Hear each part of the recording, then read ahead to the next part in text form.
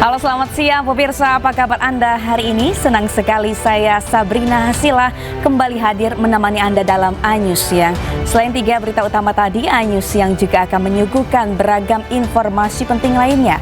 A-News Siang hari ini kami awali dari ricu demo mahasiswa terlibat bentrok dengan polisi di Bangkalan, Jawa Timur. Mahasiswa menagih janji politik bupati saat kampanye pilkada.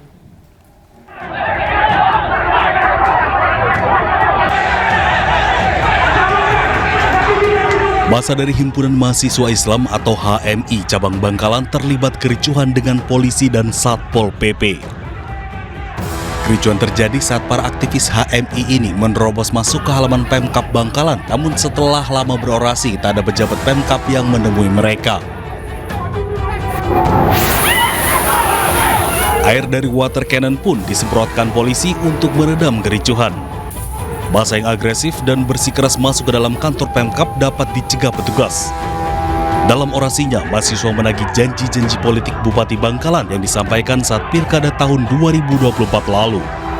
Mulai dari perbaikan infrastruktur hingga persoalan dan pengelolaan sampah. Menjalankan pemerintahan yang baik. Bagaimana kemudian menata kelola Kabupaten Bangkalan ini dengan baik. Mulai dari sistem pelayanan publik, sampai persoalan sampah yang belum selesai sampai hari ini, Bapak. Mahasiswa pun menyatakan pihaknya akan mengawal poin-poin tuntutan mereka demi perbaikan Bangkalan. Dari Bangkalan, Jawa Timur, Taufik Syahrawi, A-News melaporkan. Selain Bupati Pati Sudewo, Wali Kota Madiun dan sejumlah pejabat di lingkungan pemerintahan Kota Madiun juga terjaring OTT KPK. Para tersangka yang terjaring OTT langsung dibawa ke Jakarta usai menjalani pemeriksaan di ruang Satreskrim Polres Madiun. Boleh Pak, dikit Pak. Di Madiun ada yang mau disampaikan Pak untuk masyarakat di Madiun. Ini kemarin kan pernah ke SPI ini Pak. Gimana Pak? Ya, para tersangka yang terjerat OTT di lingkungan pemerintah Kota Madiun tiba di gedung KPK Jakarta pada Senin malam.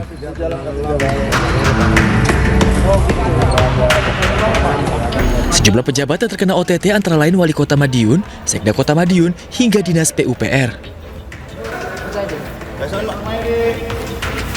Para tersangka terjaring operasi tangkap tangan KPK, diduga terkait dengan dana CSR dan fee proyek pembangunan Kota Madiun. Baik, confirm hari ini ada kegiatan penyelidikan tertutup. Tim mengamankan sejumlah 15 orang di wilayah Madiun, Jawa Timur. 9 orang diantaranya malam ini akan dibawa ke Jakarta untuk kemudian dilakukan pemeriksaan secara intensif. Peristiwa tertangkap tangan ini dugaan awalnya terkait dengan fee proyek dan juga dana CSR di lingkungan Kota Madiun. Sebelum dibawa ke Jakarta, para tersangka menjalani pemeriksaan awal di ruang Satreskrim Polres Madiun usai terkena OTT KPK. Tak sepatah kata pun keluar dari para pejabat yang diperiksa tersebut. Operasi tangkap tangan ini diduga berkaitan dengan dana CSR dan fee proyek pembangunan Kota Madiun. Kita beralih ke informasi lain, pemirsa. Bupati Pati Sudewo tiba di gedung KPK Jakarta usai ditangkap saat operasi tangkap tangan. Bupati Pati Sudewo tiba di Komisi Pemberantasan Korupsi sekitar jam 10:30 siang tadi. Begitu tiba, Sudewo langsung masuk ke ruang pemeriksaan. Selain Sudewo, ada 15 orang lain yang ikut diamankan. Sudewo tertangkap tangan oleh penyidik KPK berkaitan dengan dugaan jual beli jabatan perangkat desa di Kecamatan Jaken, Kabupaten Pati.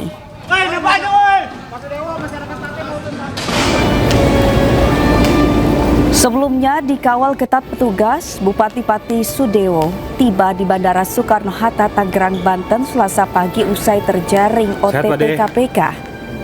Di sela-sela kehadirannya, Sudewo sempat mengatakan siap memberi laporan sepenuhnya kepada KPK atas kasus korupsi yang menjerat dirinya. Mas buat munduran buat Pak Bupati, sehat Pak. Sampaikan apa adanya aja nanti. Tidak boleh berbohong dengan KPK. Ya, menyampaikan keterangan apa adanya saja nanti. Tidak boleh boleh berbohong, bukan Pak. Nggak boleh berbohong Pak ya. Tidak boleh. Pak, adanya dugaan itu benar nggak? Oh ya, nanti aja nanti. Biar KPK bekerja dulu. Jadi, mungkin ada pesan Pak buat masyarakat Pati. Masyarakat Pati. Dan pemirsa, untuk informasi terkini kita sudah terhubung dengan rekan Jessica Winoto di Gedung KPK Jakarta. Ya, selamat siang Jessica, apakah Sudewo sempat mengeluarkan pernyataan saat tiba di KPK?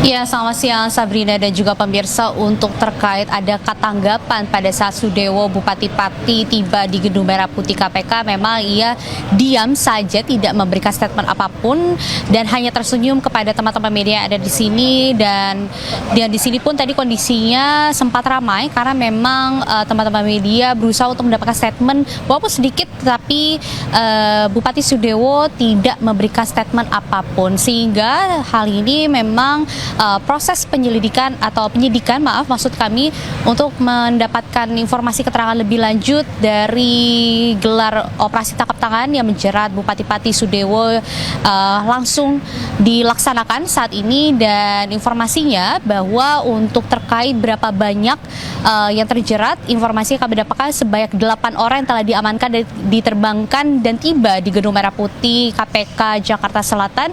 Dan informasinya bahwa tadi yang melewati pintu depan Gedung Merah Putih KPK ini sebanyak 4 orang, yang diantaranya Sudewo selaku Bupati Pati, lalu juga ada 3 orang lainnya yang merupakan pengurus kecamatan atau merupakan pengepul atau diduga sebagai pengepul dalam kasus ini, karena memang Sudewo dan lainnya ini diduga terjerat pada kasus dugaan praktik suap dan gratifikasi dalam seleksi jabatan perangkat desa. Tetapi hal ini memang belum dapat dipastikan karena memang belum mendapatkan informasi lebih lanjut dari pihak KPK, sehingga hal ini memang kita akan aktif langsung tanyakan kepada juru bicara Budi Prasetyo selaku juru bicara KPK.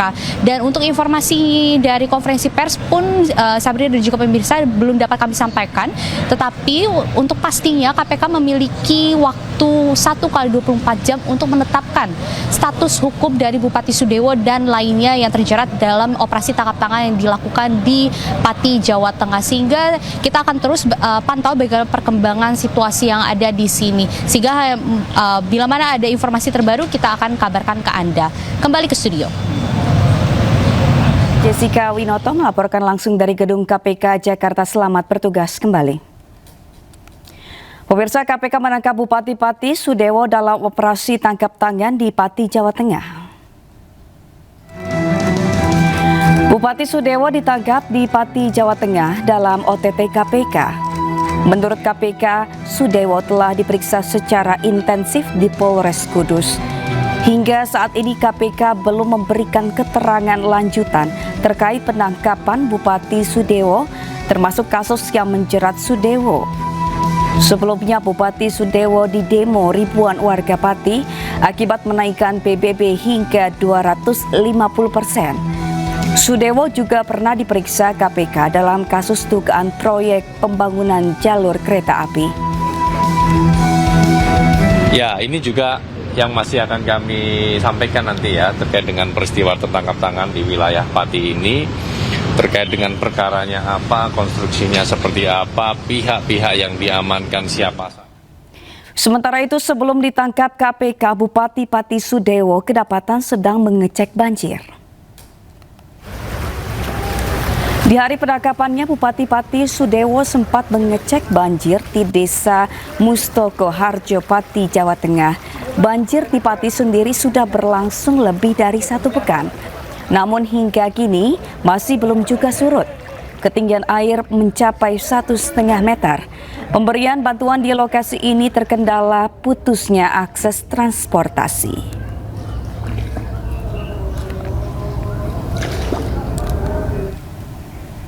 Bupati Pati Sudewo menuai kontroversi saat mengambil kebijakan menaikkan PBB Pati sebesar 250%. Warga yang kesal dengan kebijakan Sudewo berunjuk rasa mendatangi pendopo Pati.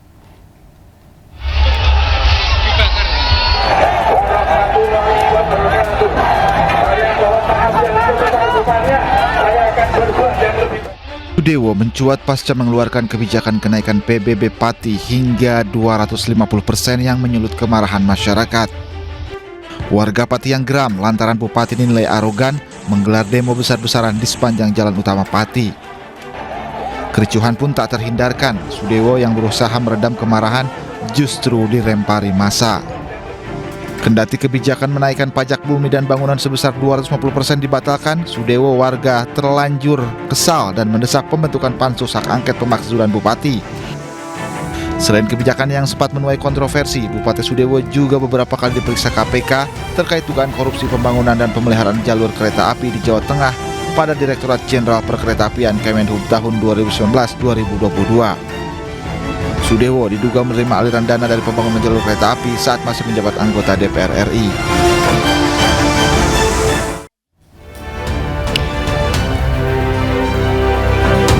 Pemirsa, sebuah tembok penahan tanah setinggi 4 meter longsor akibat diterjang arus deras Sungai Kali Buntung, Yogyakarta. Debit air Kali Buntung meluap usai diguyur hujan deras.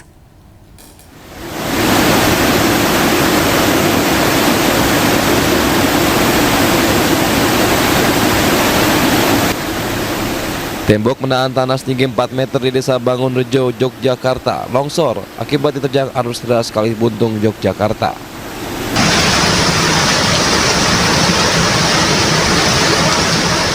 Debit air Kali Buntung meluap usai hujan deras mengguyur lokasi. Longsornya tembok penahan tanah juga menggerus bangunan balai pertemuan warga. Selain itu, sebuah jembatan yang biasa digunakan sebagai akses warga juga terancam roboh. Tembok ambrol itu memang sengaja dibiarkan karena untuk mengapa? Untuk tameng air. Kalau tembok yang ambrol itu digempur atau dibersihkan, itu nanti berakibat kalau luap lagi akan menggerus sampai ke gedung sehingga ke pemukiman. Itu mengantisipasi hal tersebut.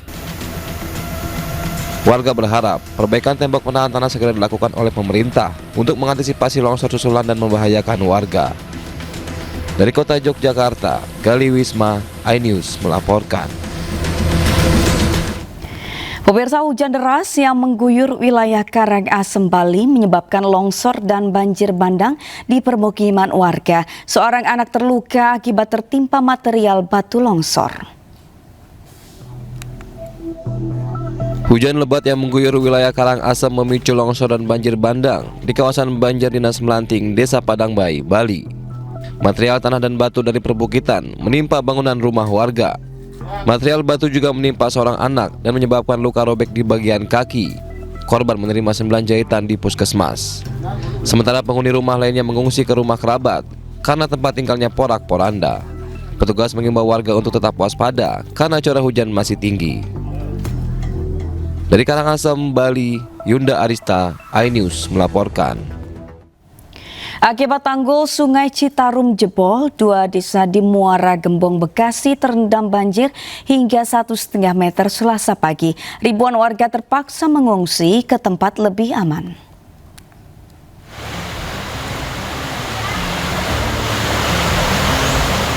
Ribuan rumah di Desa Pantai Baki dan Desa Pantai Bahagia di Muara Gembong, Bekasi terendam banjir. Ketinggian air bervariasi dari 1 meter hingga 1,5 meter. Ya Allah, ya Rabbi.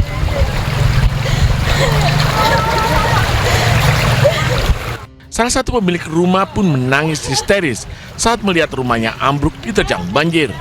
Ia hanya bisa pasrah, harta berharga tak bisa diselamatkan. Parah, Bu? Parah, bisa. Ya Allah, ya Rabbi. Itu ambruk semua, Bu?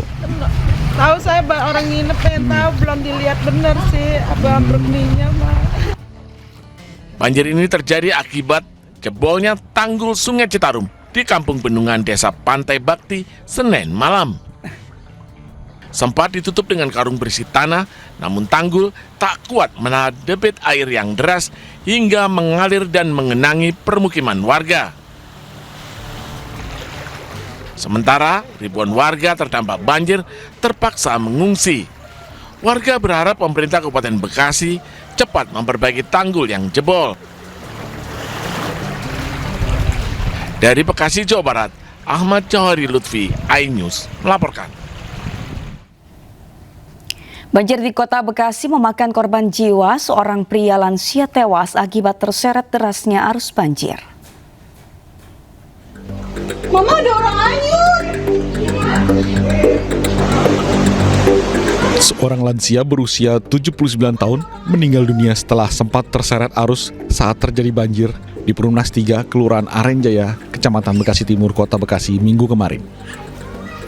Korban terseret arus banjir yang meninggi setelah hujan dengan durasi cukup lama. Warga sempat menyelamatkan korban, namun nyawa korban tidak tertolong.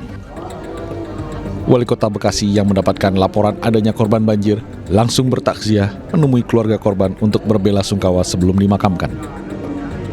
Ada satu warga masyarakat Kota Bekasi yang kemudian terseret oleh arus sehingga meninggal dunia.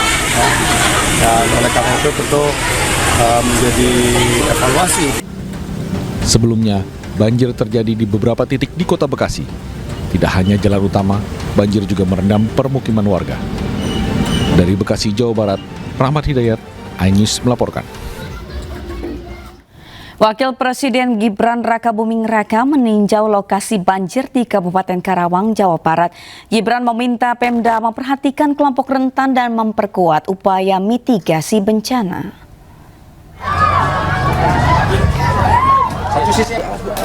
Kedatangan Wapres Gibran disambut antusias warga. Wapres Gibran hendak memastikan masyarakat yang terdampak banjir bisa mendapatkan bantuan dari pemerintah setempat. Gibran meminta Pemda mendata kelompok rentan seperti warga yang sakit dan juga ibu hamil. Cuaca ekstrim dan meluapnya Sungai Citarum dan Cibet membuat belasan kecamatan di Karawang terendam banjir. Ketinggian air bahkan mencapai atap rumah warga.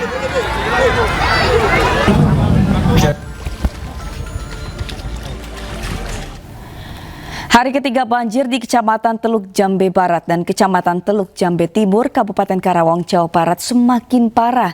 Ketinggian air yang semula 50 cm kini naik signifikan hingga mencapai atap rumah warga.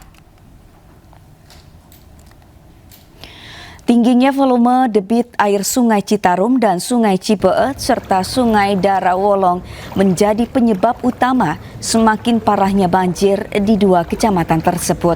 Air terus meningkat sejak Minggu malam. Ketinggian air pun kini mencapai atap rumah warga. Sejumlah sekolah dan balai warga pun ikut terendam banjir. Hal ini pun membuat kondisi korban banjir semakin memprihatinkan. Warga yang semula mengungsi di kantor desa, musola, dan masjid setempat kini harus mengungsi di emperan kos.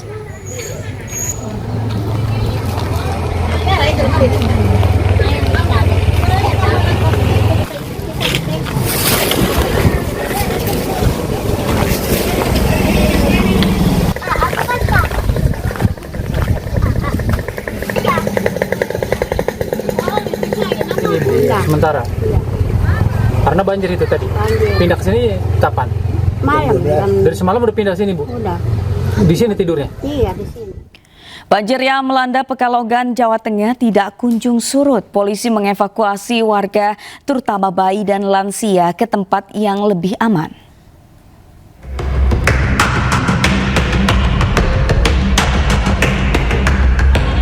Aparat Polres Pekalongan mengevakuasi bayi berusia 15 hari beserta orang tuanya yang terjebak banjir setinggi 70 cm di Desa Pait, Kecamatan Siwalan, Kabupaten Pekalongan, Jawa Tengah. Petugas juga mengevakuasi sejumlah warga lanjut usia dengan cara digendong di tengah genangan banjir. Mereka kemudian dievakuasi menggunakan mobil polisi ke tempat yang lebih aman. Sementara di lokasi pengungsian, kebutuhan dasar warga sangat terbatas. Para pengungsi masih membutuhkan selimut, makanan siap saji, obat-obatan, dan alas tidur. Kondisi rumah seberapa itu? Setengah. Di dalam Pinggang. Ya? Mbak, kebutuhannya apa yang sekarang dibutuhkan pengungsi? Apa? Pampers, pakaian, minyak, selimut, ya alat mandi, sabun-sabun ya. Hingga saat ini banjir di Kabupaten Pekalongan masih merendam sejumlah wilayah di Kecamatan Siwalan dan Kecamatan Seragi. Desa Pait menjadi wilayah terparah di mana sebanyak 3.320 jiwa terdampak. Dari Pekalongan, Jawa Tengah, Suryono Soekarno, iNews melaporkan.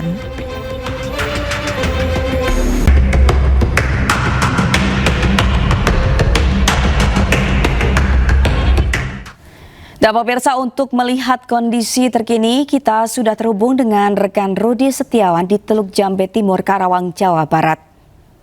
Ya, selamat siang Rudi, bagaimana kondisi banjir di sana saat ini? Ya, Sabrina dan pemirsa, selamat siang. Kami informasikan untuk update terkini banjir di Kabupaten Karawang, Jawa Barat. Ya, untuk sampai saat ini ya masih terendam banjir yang cukup signifikan, di mana ada 13 kecamatan yang terendam banjir. Dan kemudian banjir ini masih ketinggian, ada yang beberapa meter, juga ada yang paling tinggi yaitu 2 meter. Ya, bisa dapat kami gambarkan, ini lokasi, ya ini langsung bisa kami gambarkan, ini merupakan titik-titik lokasi yang paling terparah, di mana ini merupakan tadinya sampai seatap, dan setelah memang menjelang pagi sampai saat siang ini, banjir sudah mulai agak berkurang.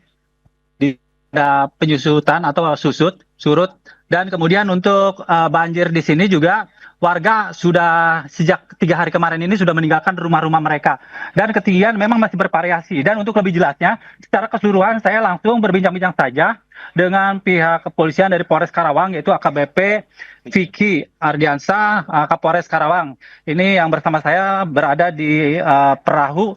Saya menggunakan perahu dengan Pak Kapolres Karawang untuk lebih jelasnya seperti apa kondisi perkembangan banjir yang berada di Kabupaten Karawang, Jawa Barat. Ya, Pak Kapolres, bisa dijelaskan? Oke, selamat siang. Dapat kami jelaskan bahwa saat ini penanganan banjir di Kabupaten Karawang, jadi di sini ada 12 kecamatan yang terdampak banjir, di mana dari 12 kecamatan tersebut ada 26 desa yang terdampak. Dan saat ini kami sedang berada di Desa Karangligar, di mana ini adalah salah satu desa yang terparah terkena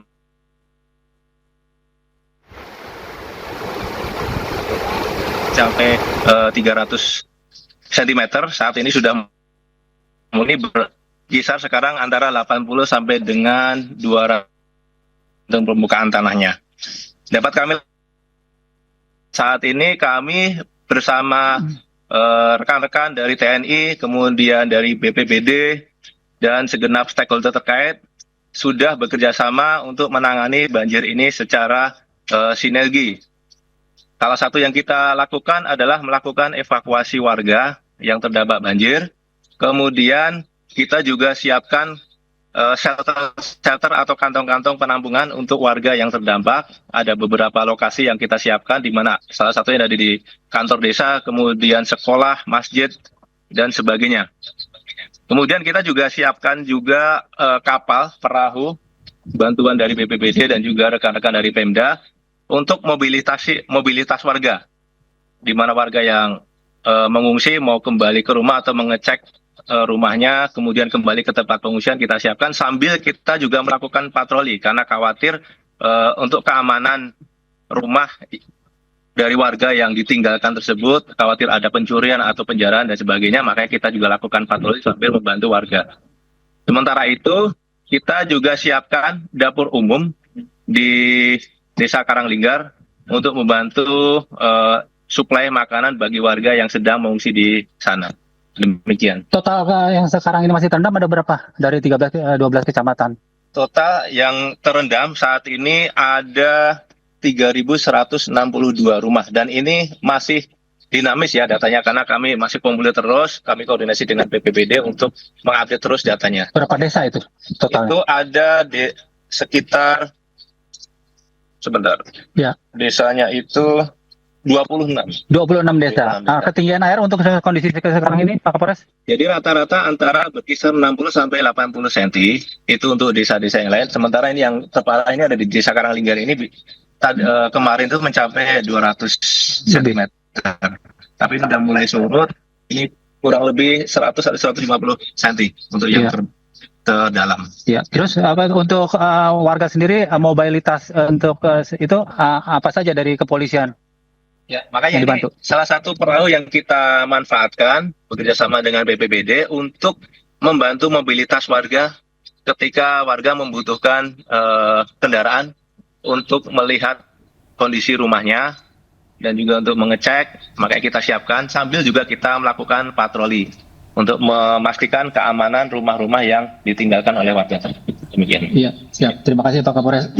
Ya, Sabrina, barusan itu keterangan dari pihak kepolisian Kapolres Karawang AKBP Vicky Karawang, di mana untuk saat ini pihak kepolisian dari Polres Karawang sendiri selain untuk sudah menyiapkan untuk makannya juga untuk para pengungsi, kemudian juga menyediakan perahu karet untuk mobilitas masyarakat, di mana memang di sini sangat dibutuhkan sekali aktivitas warga, banyak yang sebagian yang membutuhkan untuk perahu karet untuk keperluan masyarakat. Jadi demikian Sabrina untuk sementara yang dapat kami. Pemirsa, helikopter yang membawa Raffi Ahmad oleng dan nyaris jatuh. Angin kencang hingga kabut tebal membuat pesawat yang ditumpangi Raffi Ahmad nyaris jatuh.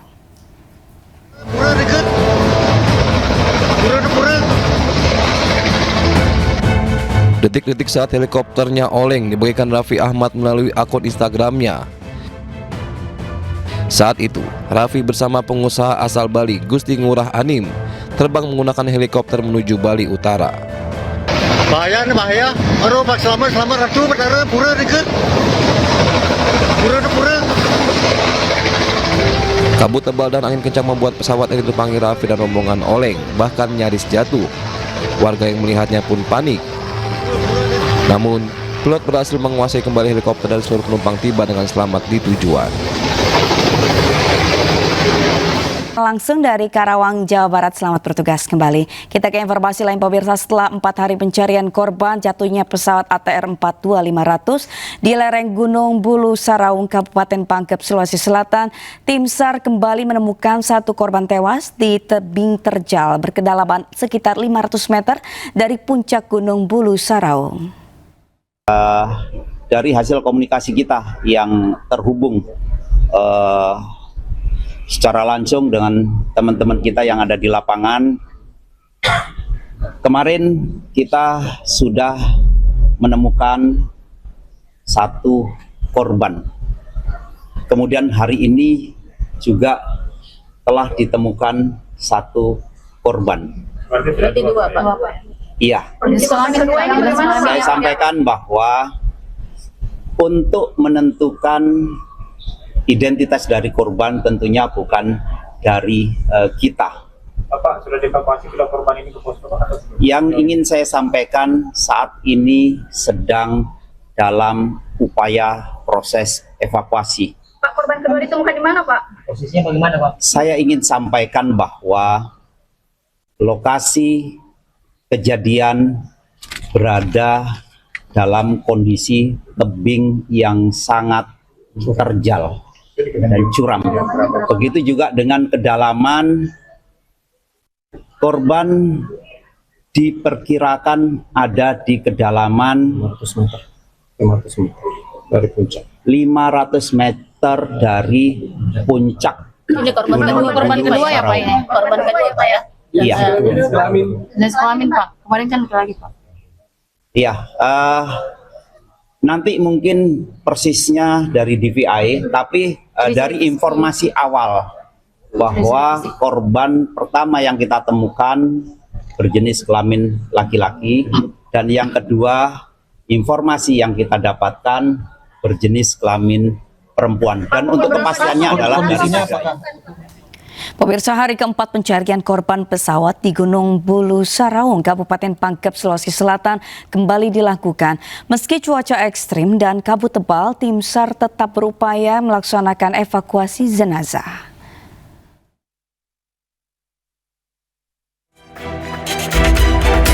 Pada pencarian hari ketiga, tim SAR gabungan kembali diterjunkan untuk melakukan pencarian dan evakuasi jenazah korban pesawat yang masih berada di lereng puncak Bulu Saraung.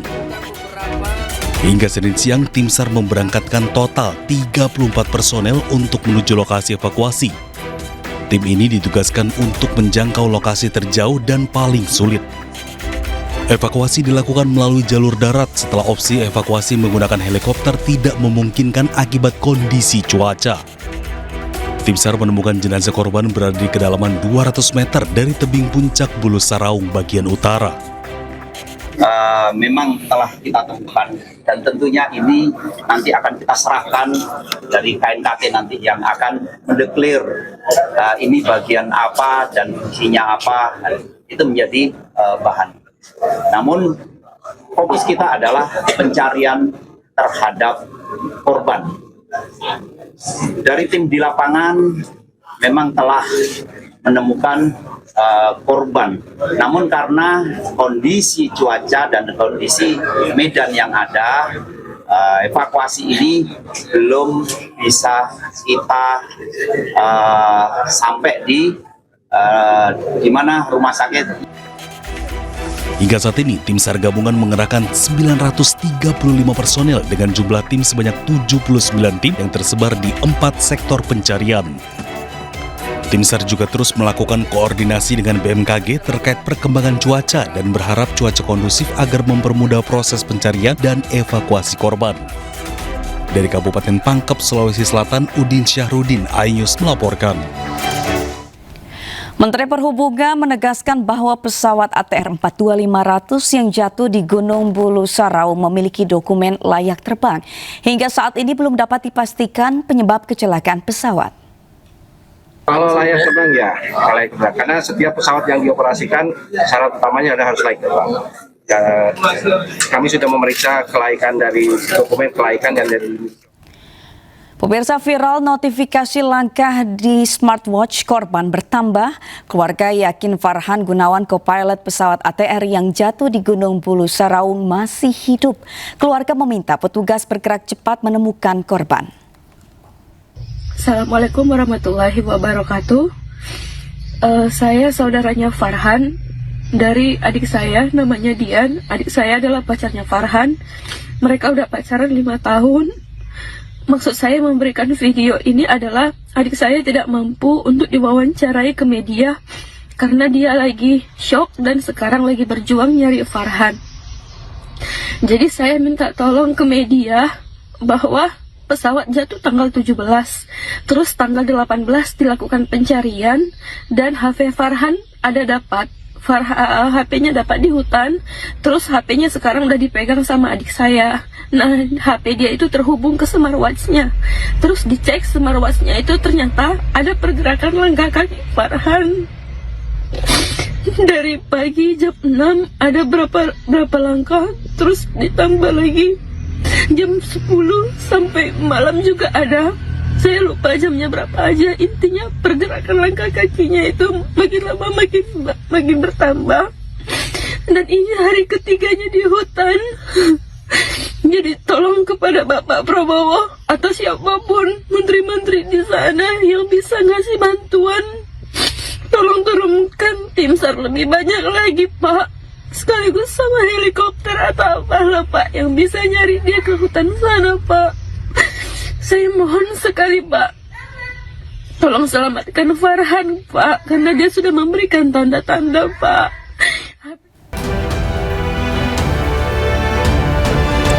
Pemirsa, turnamen bulu tangkis bergengsi Indonesia Masters 2026 dimulai hari ini. Sebanyak 274 atlet dari 21 negara akan memperebutkan gelar juara. Berikut laporan Yasmin Atania dari Istora Senayan, Jakarta. Pemirsa, hari ini merupakan hari pertama gelaran Indonesia Masters 2026 yang berlangsung di Istora Senayan, Jakarta. Adapun pada hari pertama ini dimulai dengan babak kualifikasi, kemudian nanti siang dilanjutkan dengan babak 32 besar, khususnya untuk sektor ganda putra dan juga ganda putri. Adapun Indonesia menerjunkan sebanyak 25 perwakilan dari sejumlah sektor, diantaranya dari sektor tunggal putra, ada sejumlah nama-nama unggulan seperti Muhammad Zaki Ubaidillah, kemudian Alwi Farhan, Antoni Sinisuka Ginting. Sementara untuk satu nama unggulan lain yakni Jonathan Christie, ini mundur dari ajang Indonesia Masters 2026 dikarenakan ingin memulihkan kondisi fisiknya pasca bertanding secara beruntun dalam 2 turnamen yakni Malaysia dan juga India Open 2025. Meski demikian pemirsa, dalam ajang Indonesia Masters 2026 ini menjadi ajang pembuktian bagi para atlet Indonesia Indonesia untuk dapat meraih gelar juara dan juga mengharumkan nama bangsa. Dari Jakarta, Yasminata Nialaksa, iNews melaporkan. Dua kereta cepat bertabrakan di Spanyol, 40 orang tewas, 300 orang terluka setelah kereta tergelincir dan tertabrak kereta lain dari arah berlawanan. Dan pemirsa, informasi ini sekaligus menutup iNews siang hari ini. Temukan informasi-informasi terbaru lainnya di www.inews.id dan cuplikan tayangan berita iNews dapat Anda saksikan di kanal YouTube @officialinews. Update informasi terbaru Anda dengan berita-berita aktual juga hangat dan sejukkan dulu dengan air mineral yang murni pasti sejuknya. Saya Sabrina Sila pamit undur diri. Terima kasih, selamat beraktivitas dan sampai jumpa.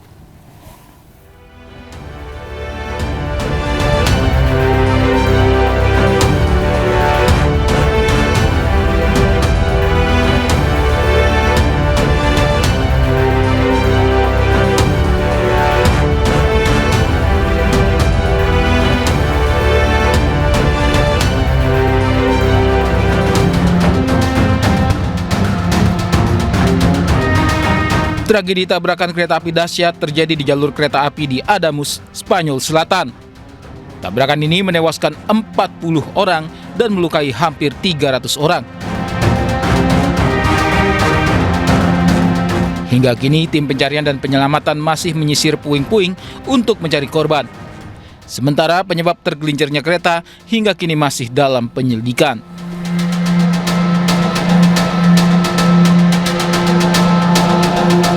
Petugas pun mulai melakukan olah TKP untuk mengetahui penyebab pasti kecelakaan. Menurut pengelola infrastruktur kereta api Adif, kecelakaan dimulai ketika bagian belakang kereta cepat Iryo yang berangkat dari Malaga ke Madrid tergelincir. Gerbong-gerbong yang tergelincir berputar ke jalur yang berdekatan, menabrak kereta Renfe Alvia yang datang dari arah berlawanan yang berangkat dari Madrid ke Huelva.